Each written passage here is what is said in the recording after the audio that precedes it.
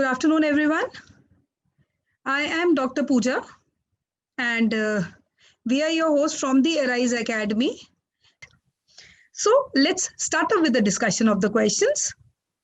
This is actually a mixed bag of questions because now very little less time is left, so I didn't want to waste time, in discussing each and every topic. So I've just jumbled up the questions. Some of the questions you'll find them tough. Some of the questions you're going to find easy.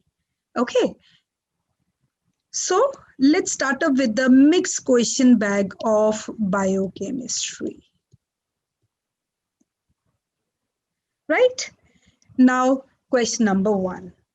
A 2-month-old infant presented with generalized muscle weakness, hypotonia is there, with a floppy infant appearance.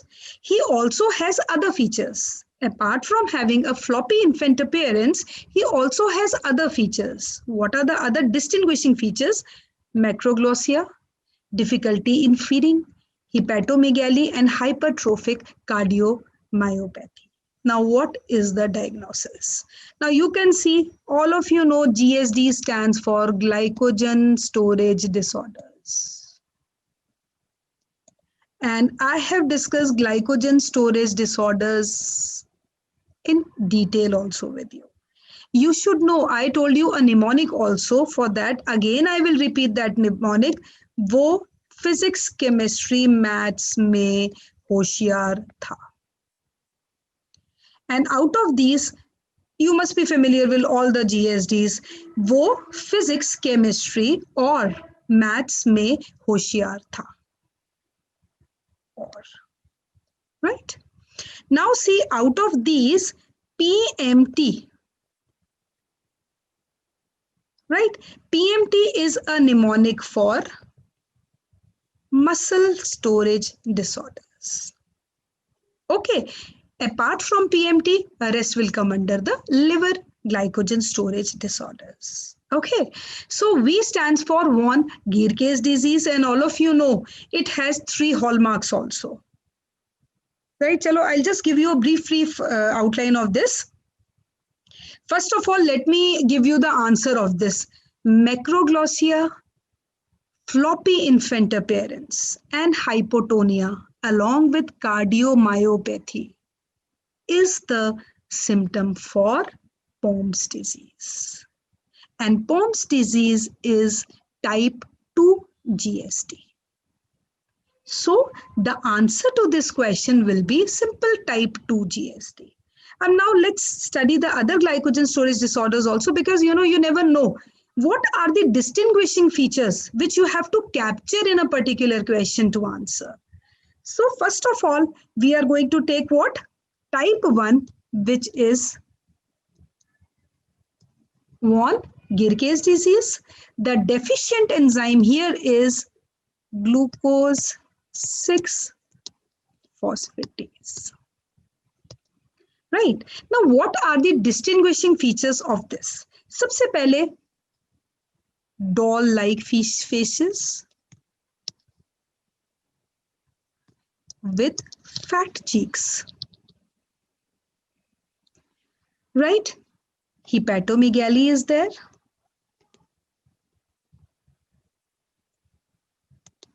Short stature is there. But no splenomegaly will be there. So you can say, if no splenomegaly is there, this can be one of the distinguishing feature, which is, differentiating it from rest of the GSDs. Another important thing is it is accompanied by hallmarks. Biochemical hallmarks are triple H and L. This is again very important. Triple H, H stands for hypertriglyceridemia, right? Another H stands for hypoglycemia. This we have discussed in our previous videos also. H again stands for hyperuricemia, and L stands for lactic acidosis. So if the person has increased level of TGs. Concentration of glucose is less. The concentration of uric acid is more, and the person is suffering from lactic acidosis. So what would be the diagnosis? It is simply clear-cut von Guericke's disease. And again, important feature is no splenomegaly will be there. Right. Then type 2 I've already discussed. Type 2 is POMS disease, a very, very important disease where the deficient enzyme is lysosomal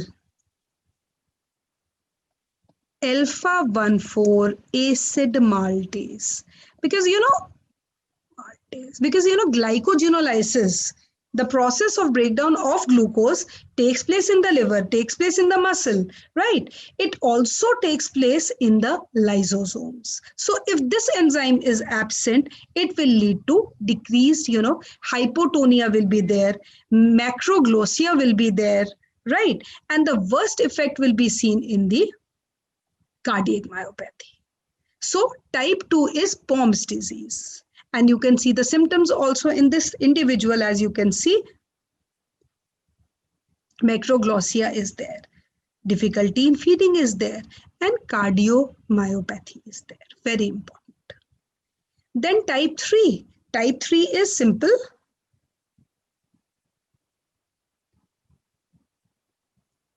As I showed you the mnemonic, Cory's disease. And type 4 is Anderson's disease. And again, there is a mnemonic. If you forget, what is the deficient enzyme in Cory's disease, what is the deficient enzyme in Anderson's disease, the mnemonic for this is type 3. I'll just write it here. Type 3 and type 4. Mnemonic is A, B, C, D, E. Okay. A stands for Anderson's disease. So in Anderson's disease, the deficient enzyme is the branching one. Right. And this C stands for Cory's disease, and the deficient enzyme is debranching one. Debranching one. So Anderson's disease is due to the deficiency of branching enzyme, right? And Cory's disease is due to the deficiency of debranching enzyme. Okay, and if we have to differentiate between Anderson's disease and Cory's disease, Anderson disease may the cirrhosis leads to portal hypertension. Matlab, it actually progresses to this hypertension. Ascites is there. Okay, so this is Anderson's disease, which is due to the branching enzyme. Right? And if you want to, study in detail, again, glycogen storage disorders, the questions related to this topic has been already discussed in our previous videos also. So you can just go through them. And always remember, one question is bound to come on glycogen storage disorders. This is my gut feeling. So what you have to remember is just remember this chart, just remember the distinguishing features. And I told you, like, PMT is there. So M stands for McArdle's disease. The deficient enzyme is muscle phosphorylase. T stands for Tharoi's disease, where the deficient enzyme is phosphofructokinase. But they are all muscle glycogen storage disorders. I hope this question is clear to you, and this has been asked from GSTs. Then moving on to the second question. A 3-year-old child presented with swelling in the groins and defective vision. Intellectual disability is there. Coarse facial features are there. Prominent forehead, short stature is there. Protuberant abdomen is also there. Urine spot test for GAG is positive, right? What is the most probable diagnosis? Now, if GAG is what? Simple glycosaminoglycans, it is positive. This is a typical case of mucopolysaccharidosis, isn't it? Now see, if we talk about different type of mucopolysaccharidosis, there are common symptoms. Common symptoms in the sense, they say facial features are there, short stature is there. These are the common symptoms. But if we have to differentiate between different type of mucopolysaccharidosis, it is regarding the vision. Right, except Hunter's and Sanfilippo's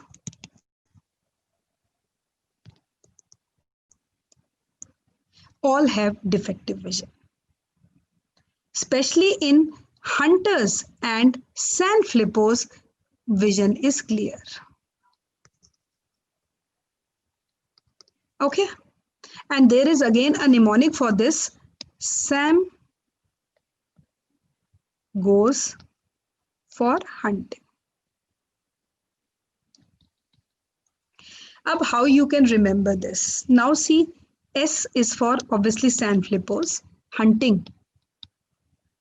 A man can go for hunting only when his vision is clear, isn't it? If you are wearing, even if you are wearing, if your vision is not clear, if you are wearing specs also, even if you have a hazy vision, you can't hunt anything. If you have a disorientation in the vision, you can't even, flap a mosquito also. So to go for hunting, vision should be clear. And this is the only diagnostic feature which is actually demarcating this mucopolysaccharidosis with the rest. Okay, so clear vision is for Sam goes for hunting, or you can say it would be for Sanfilippo syndrome and Hunter syndrome. This is a very frequently asked question, and generally, the students get confused between Hurler and Hunters. Hurlers and Hunters. Okay, the difference is only in LNT, isn't it? Hurler, Hurler. Hunter is Hunter. So students have a confusion. So basically, Hurler syndrome is type 1H. Okay. Hunter's is type 2. Right? Deficient enzyme in Hurler syndrome is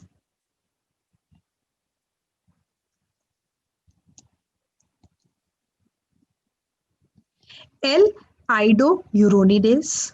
In Hunter's, it is iodouronate sulfatase. So you can see the enzyme is also different. And the most important feature in Hurlers and Hunters is, in Hurlers, it is defective vision. Very, very important. And in Hunter's, vision is clear. No corneal clouding is there in this. Most important difference. I'll just highlight it also. Defective vision is there in Hurlers and clear vision is there in Hunters. Rest you can say, or you can say corneal clouding is present here. Very, very important. Okay, Baki, so if we talk about enzymes, the question, if the question says, that the urine spot test for GAG is positive, and we can see the excretion of iodouronate sulfatase in urine. So obviously iodouronate sulfate, it is Hunter's. But here the question is saying what? It has defective vision. So defective vision may the answer has to be Hurler's syndrome, which is type 1H.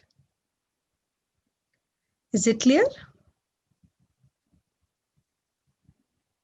I hope this question is also clear to you, because this is again a very, very important question. This is bound to come because, if you look at the questions, if you look at the pattern, the questions, if we talk about carbohydrate metabolism, there are only two topics on which these questions can be asked.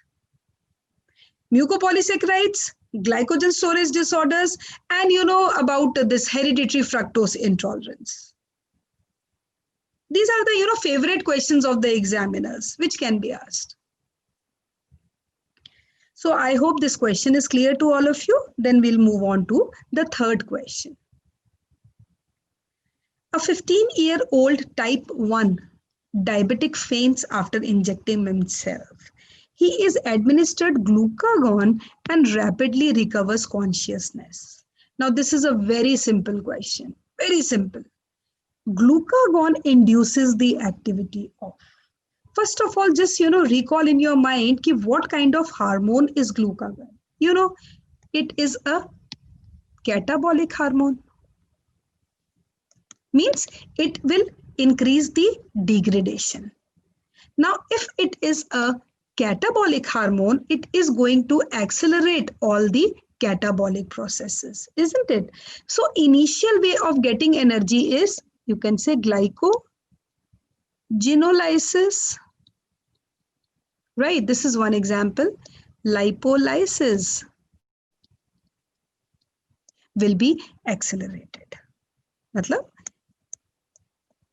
they will be accelerated because now the body needs energy, and the individual faints but rapidly recovers consciousness. So that means glucagon, it is sending some kind of messages that this process needs to be accelerated. Now see, first of all, look at the enzymes. Glycogen synthase, all of you know, it is the rate limiting enzyme of glycogenesis.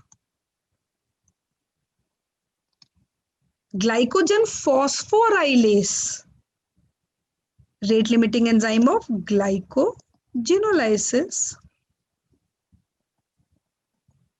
Glucokinase and hexokinase are the enzymes of glycolysis. Glucokinase is in accordance with insulin because it acts as a clearing factor. Glucokinase is in the liver and it comes into operation when the concentration of glucose exceeds 100 milligram per dl. Okay. And hexokinase as such, because glucokinase is the isoform, means it is actually HK4. But it is being released when the concentration of glucose is exceeding 100 milligram per dl, or it is actually acting as a clearing factor. But it has nothing to do with glucagon. Insulin actually accelerates the action of glucokinase. Now we have to concentrate on glucagon. It is a catabolic hormone, so it will accelerate all the catabolic processes. Now here you can see catabolic process is glycogenolysis, isn't it? And lipolysis, if we see, the enzyme is lipase. Whether it is hormone sensitive lipase or it is another lipase. Answer is simple. Glucagon is going to induce the activity of glycogen phosphorylase. But the question arises how? Because on this particular thing, so many, questions can be asked. See, what happens is there is a cascade of reactions. You know that ATP forms cyclic AMP, which is a second messenger in our body. And the enzyme required for this is adenylate cyclase. This cyclic AMP, once its function is over, it will be converted into 5' AMP. The enzyme here is phosphodiesterase. Now see what happens is, first I'll draw this. This cyclic AMP has only one function to perform, that it converts inactive protein kinase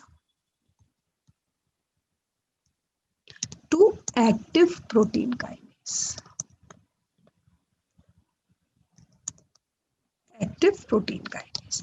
If protein kinase is made active, obviously that enzyme will be active whose active form is in phosphorylated state. So we can say glycogen phosphorylase, which was inactive, is made active because we are attaching inorganic phosphate to it. Obviously, glycogenesis, lysis are the two parallel processes. If this is accelerated, the other will be stopped. Glycogen synthase, which was active earlier, will now be made inactive. If glycogen phosphorylase is active, glycogenolysis will occur, or we can say we will get glucose 1-phosphate, 6-phosphate, and finally, I'll just write the main product, that is glucose. Okay, now what role has the hormones to play with it? What happens is insulin inhibits this and glucagon accelerates this. Right? On the other hand, here, glucagon will inhibit this enzyme and insulin will accelerate this. So ideally, what is happening is this glycogen phosphorylase is being activated when this glucagon is given out. And that is what the question says. That he is administered glucagon and rapidly recovers consciousness. Right? So in other words, if I have to say, I will say that this glycogen phosphorylase active form is phosphorylated and inactive form is dephosphorylated. On the other hand, glycogen synthase active form will be dephosphorylated and inactive form will be phosphorylated. So this is again a very simple question and can be asked. Moving on to the next question. A 30-year-old man has been fasting for religious reasons. Now his brain has reduced its need for glucose.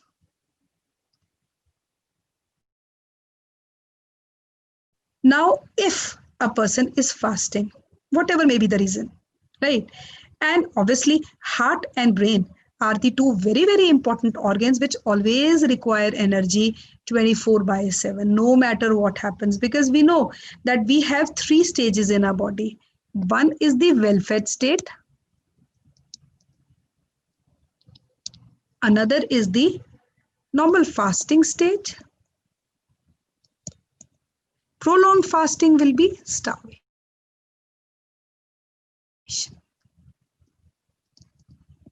Right. Now he's been fasting.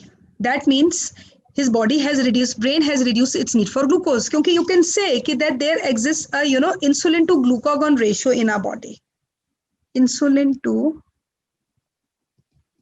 glucagon ratio in our body. Right. Insulin is an anabolic hormone. It increases the uptake of glucose. So whenever our body requires energy, it is actually, utilizing glucose. Glucagon, on the other hand, it plays a very important role during starvation by promoting gluconeogenesis. Okay, but here the question is altogether different. Here they have simply mentioned the brain has reduced its energy. So always remember, heart and brain, they have to depend on ketone bodies for energy during starvation. Because fat fatty acids cannot cross the blood-brain barrier. This is again very important. If they cannot cross, so fats cannot give them. Instead, what happens is, because instead the body needs energy, the brain needs energy. So these ketone bodies will undergo ketolysis. So I'll just give you a brief introduction about ketone bodies, because again, you people can be confused. Let's look at the options.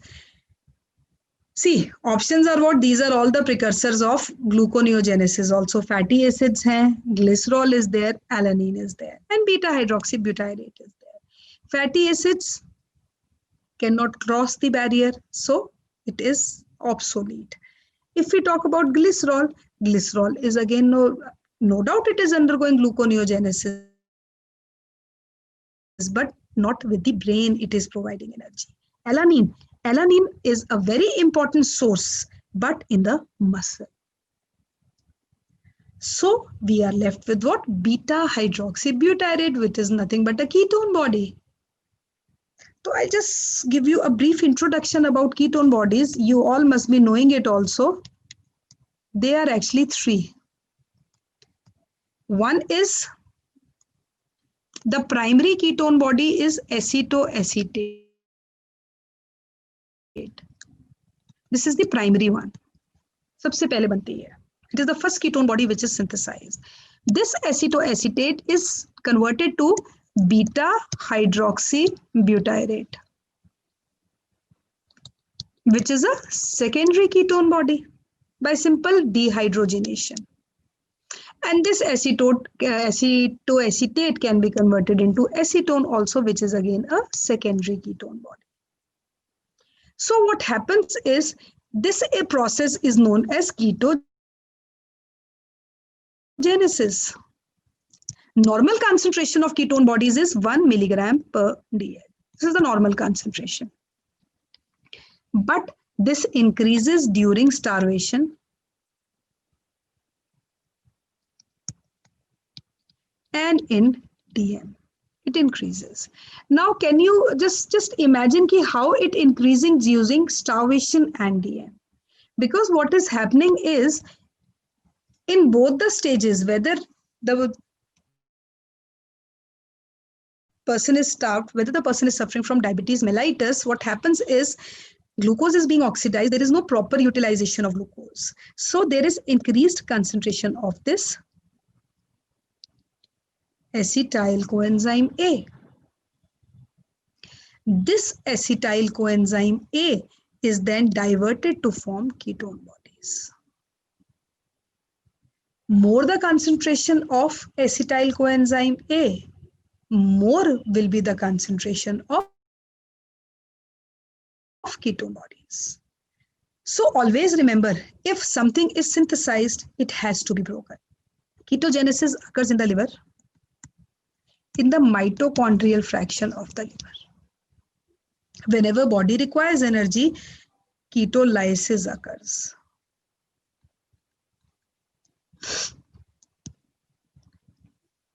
Right. But ketolysis never occurs, never in the liver.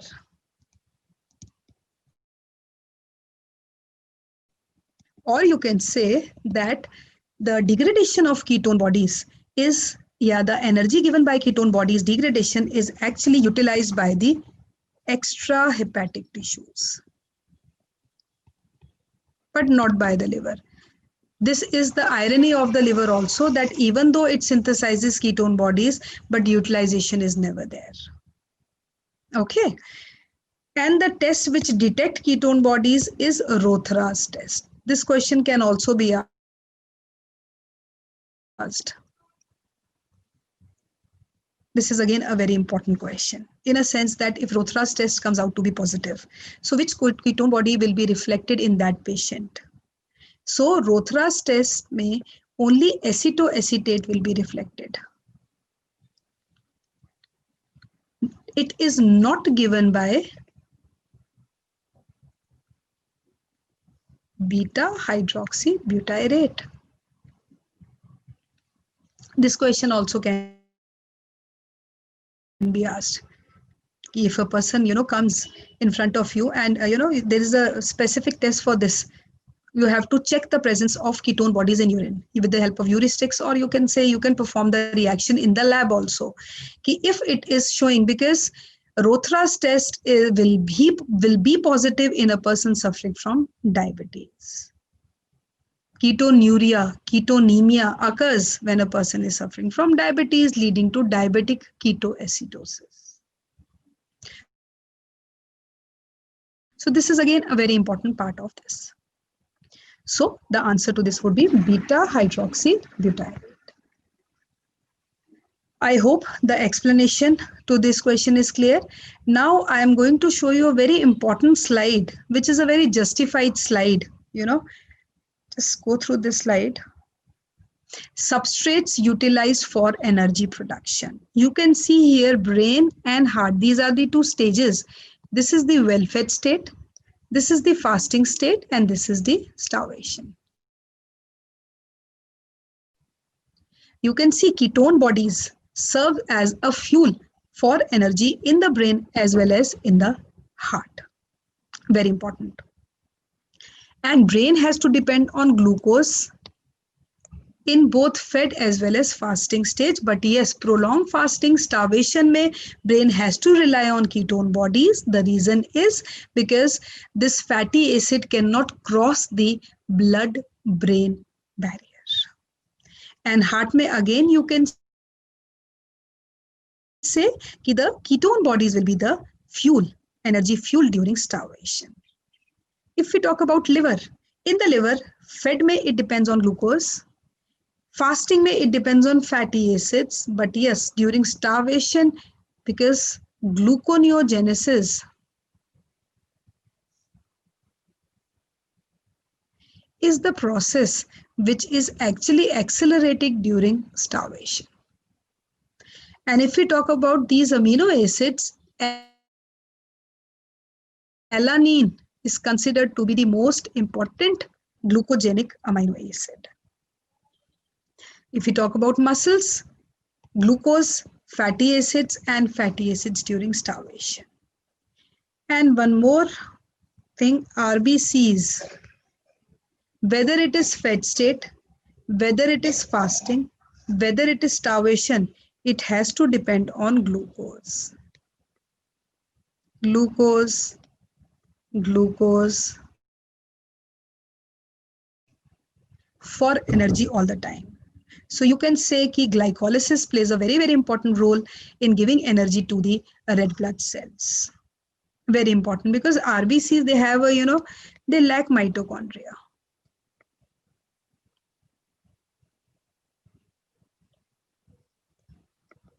Right.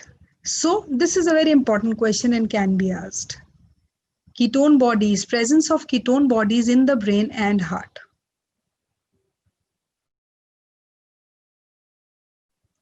Then we move on to the next question. A patient diagnosed with homocystinuria should be supplemented with the following vitamins except. This was the question which was asked in this exam only. 2020. This question was asked in this exam, this year exam, August. So now read the question again. The patient has been diagnosed with homocystinuria and should be supplemented with of the following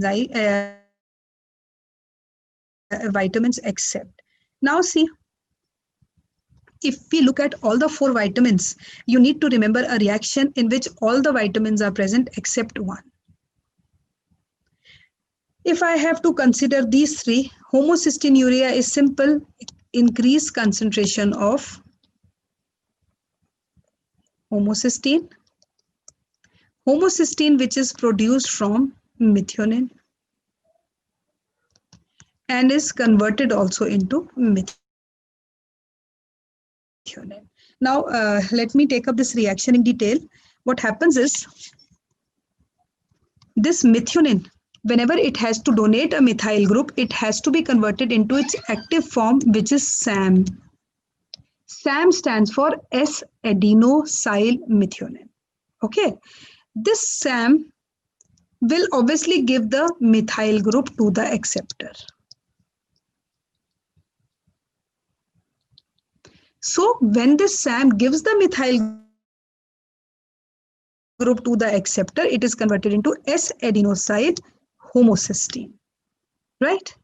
This homocysteine now will give this adenosine moiety. So it will be converted into homocysteine. Again, I will repeat that this is a chain actually which is going. Methionine is activated to form SAM. Once methionine is activated to form SAM, it can donate this methyl group because methionine is well known for transmethylation. Transmethylation is transfer of this methyl group. So when it donates this methyl group, this S-adenosyl homocysteine is converted into S-adenosyl homocysteine. This S-adenosyl homocysteine will now give its adenosine because its work is over. We have to regenerate methionine back. So it forms this homocysteine. Now, if we look at the structural difference between homocysteine and methionine, if we put methyl group into it, it will be converted into methionine. That is our target. So what we do is that methyl comes from what? Because now this methionine has to again give the methyl group.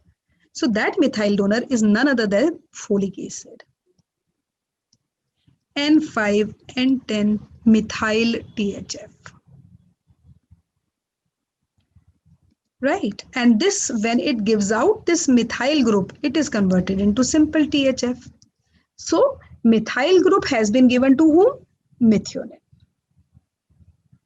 Or methyl group, because I told you, if we see the structure, homocysteine and methionine have a difference only of the methyl group. So we need to incorporate this methyl group which comes from folic acid. And interesting thing about this is vitamin B12 is functioning as a coenzyme for the enzyme methyl transferase. Is it clear? Now, once this homocysteine is produced, what is its function? This homocysteine combines with serine to form cystathionine. Cystathionine is synthesized, so the enzyme will be cystathionine beta synthase.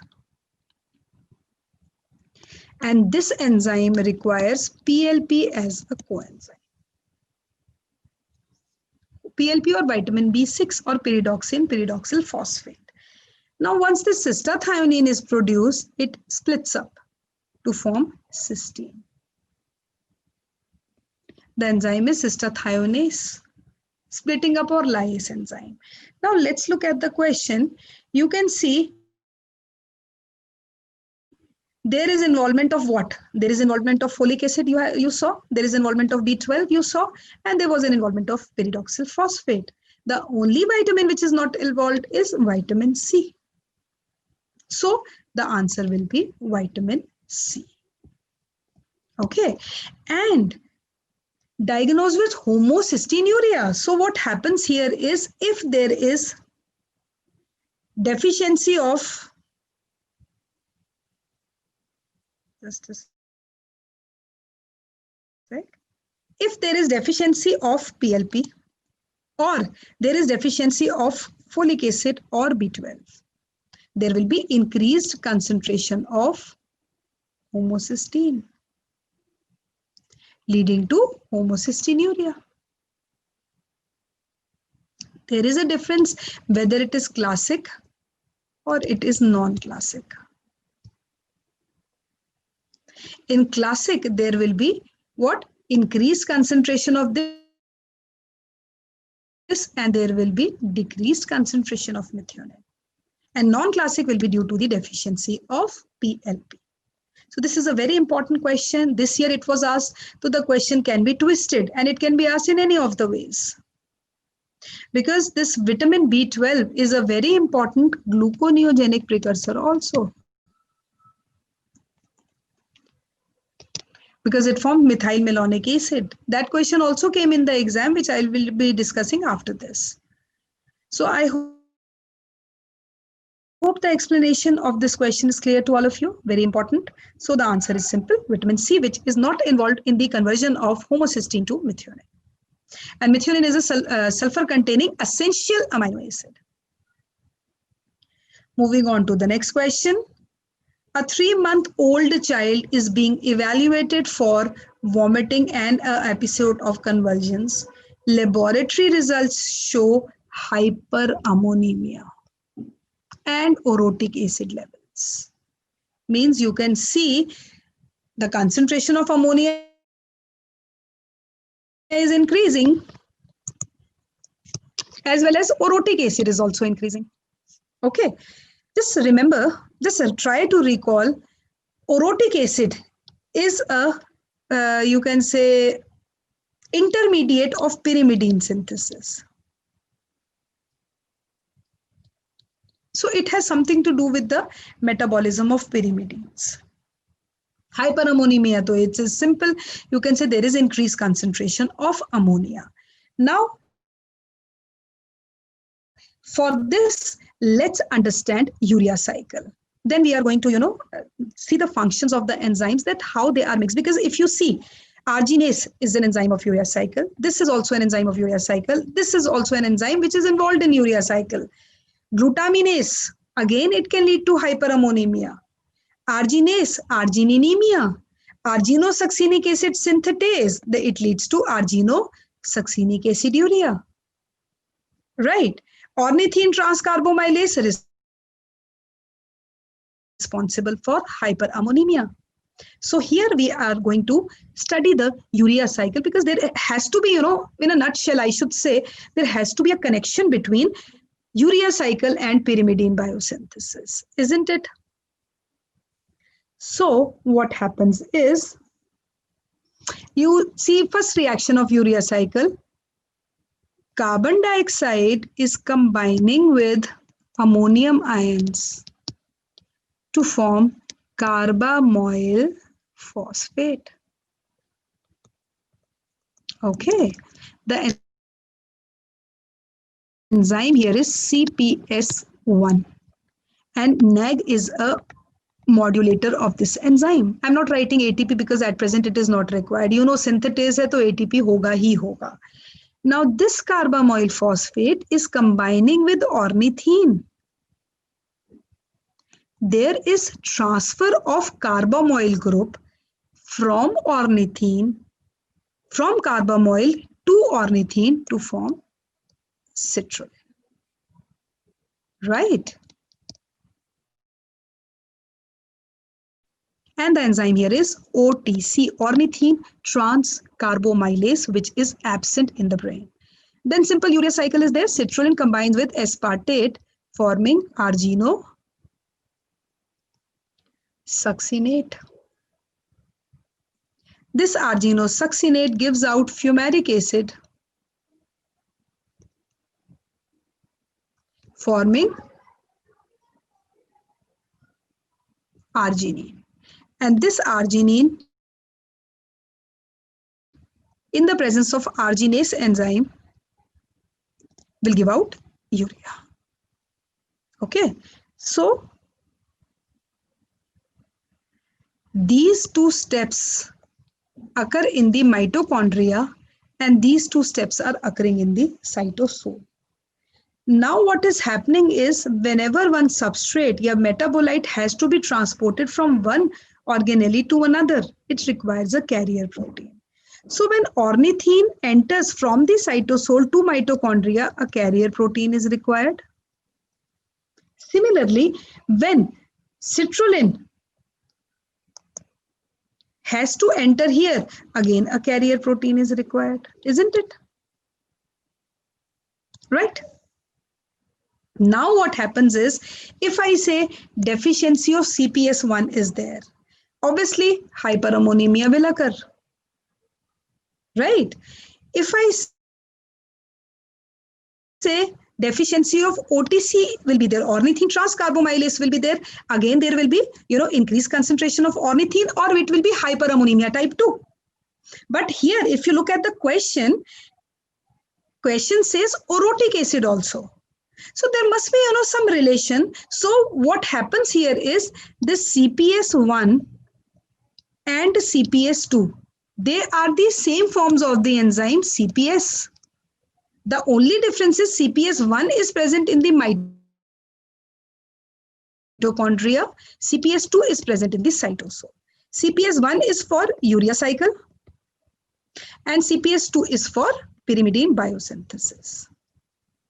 Okay, so what happens here is, if I say if a subject is deficient of OTC also, if I say the subject is deficient of OTC, there will be increased concentration of carbamoyl phosphate, isn't it?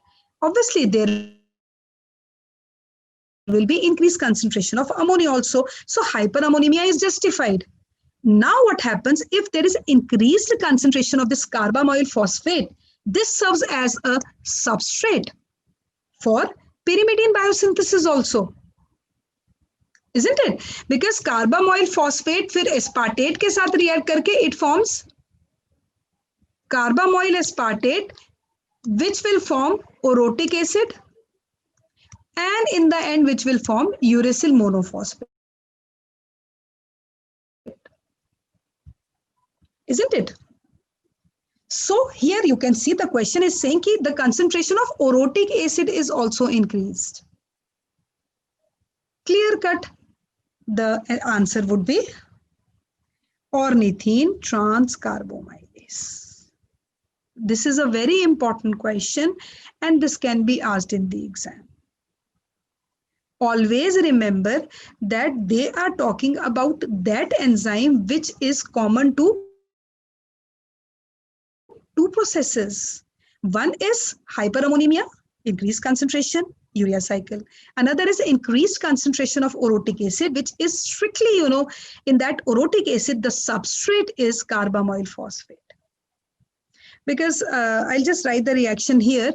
Actually, what happens in pyrimidine synthesis, this carbamoyl phosphate, it combines with aspartate to form carbamoyl aspartate. And this then forms orotic acid.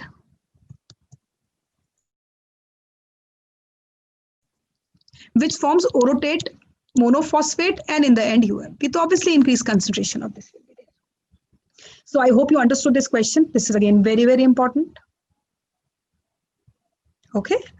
Then moving on to the next question. What is the biochemical? This is a straightforward question. In Wegener's syndrome.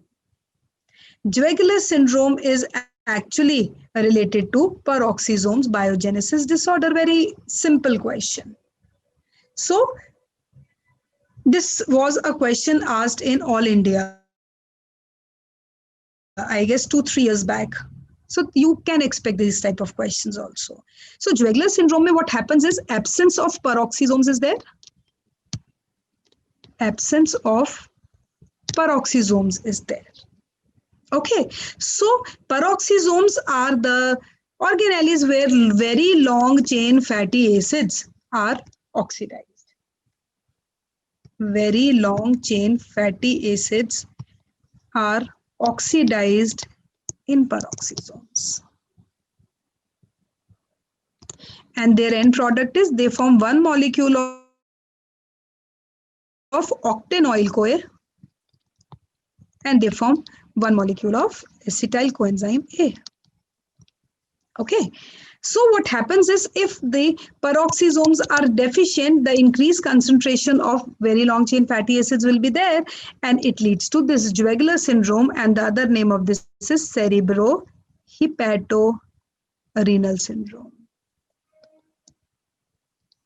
Accumulation of fatty acids in these, right?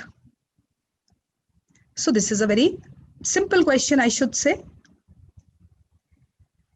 Again, a very simple question. A 3-year-old child was brought with hepatosplenomegaly and mental retardation. Biopsy revealed accumulation of sphingomyelin. What is the defect? A very simple question. Sphingomyelin is what? It is the sphingolipid which lines the myelin sheath. Okay, so this is a type of sphingolipidosis in which there is deficiency of enzyme sphingomyelinase. Sphingomyelinase. If this enzyme is deficient, it will lead to Niemann-Pick disease. So this is a very simple question, I should say. If we talk about the rest of the diseases, answer would be first of all Niemann-Pick disease. Norham's disease is due to the, I'll write it here, Norham's disease is due to the deficiency of enzyme LCAT, which is responsible for the esterification of cholesterol. Okay. Then a respiratory distress syndrome. It is due to the deficiency of DPL, dipalmitoyl lecithin.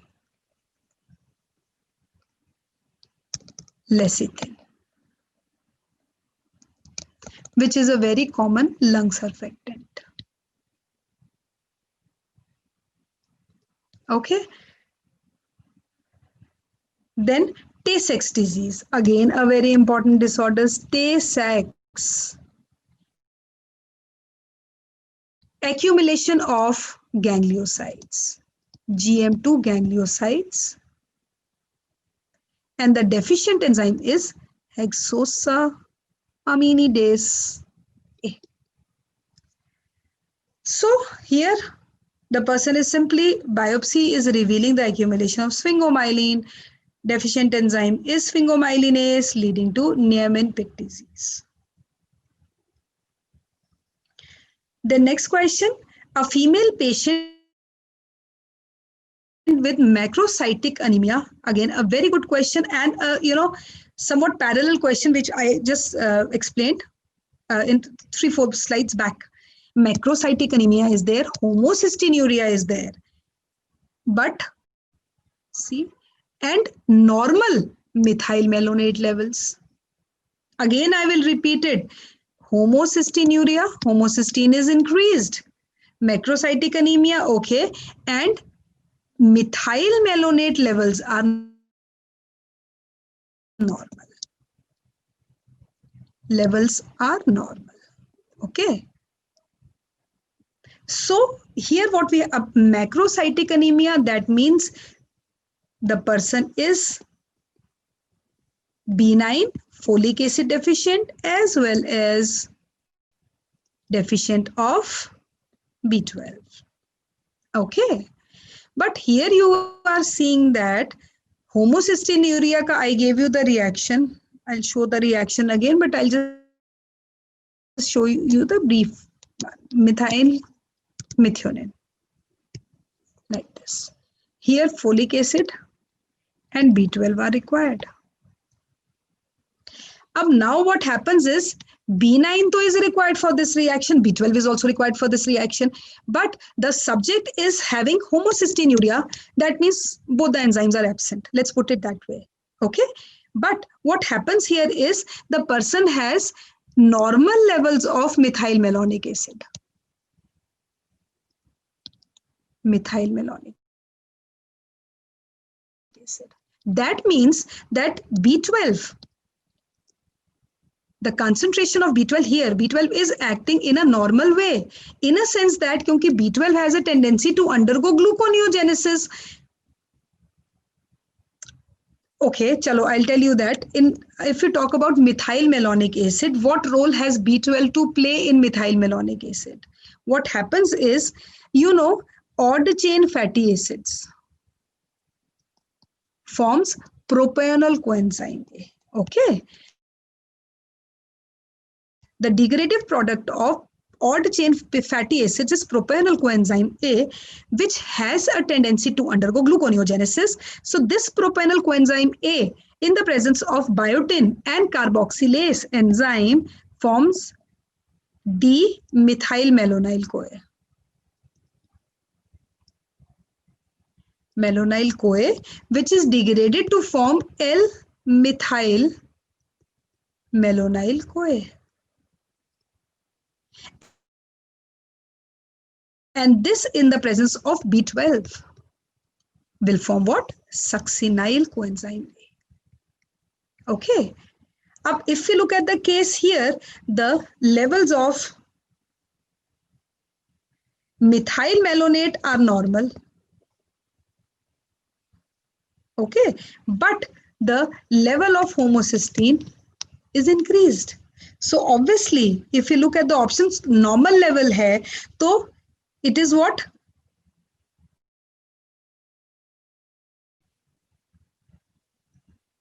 Folate, B9. Because just after seeing that reaction, which I told you, your first instantaneous response would be folate plus folate plus vitamin B12. But nahi, here you have to see that because the methylmalonate levels are normal. So it cannot be B12. It will be only and only folate, which is leading to increased concentration of homocysteine. So, what I'm trying to say here is question can be asked in so many forms. But if you know the reaction, if you know the biochemistry behind that reaction, there won't be any problem in that. So that thing you have to pick up. Okay. I hope it is clear to all of you. So this was just a mixed bag of questions. I tried to pick up questions from, carbohydrates, from, this is a question from vitamins. And these are the questions which can be asked. There was one question. Let me see if that question. Okay, chalo. This is a question from enzymes. A heart patient suddenly has chest pain. Which isoenzyme of LDH enzyme is elevated? Now, all of you know that LDH, lactate dehydrogenase, converts pyruvic acid to lactic acid. It has 5 forms. LDH 1, 2, 3, 4, and 5. Isoenzymes are structurally different. If we talk about the structure, LDH1 is a tetrameric enzyme which has 4 subunits occupied by heart. 3 subunits, 2 subunits, 3 subunits by the muscle, and it is like this. Electrophoretically, if we see, LDH1 is the fastest moving fraction and LDH5 is the slowest moving fraction. And if we see the immunological behavior, LDH1 is an indicator of MI and LDH5 is an indicator of liver diseases. If we talk about normal individuals, in normal individuals, the concentration of LDH2 would be more than LDH1. But in a person with MI,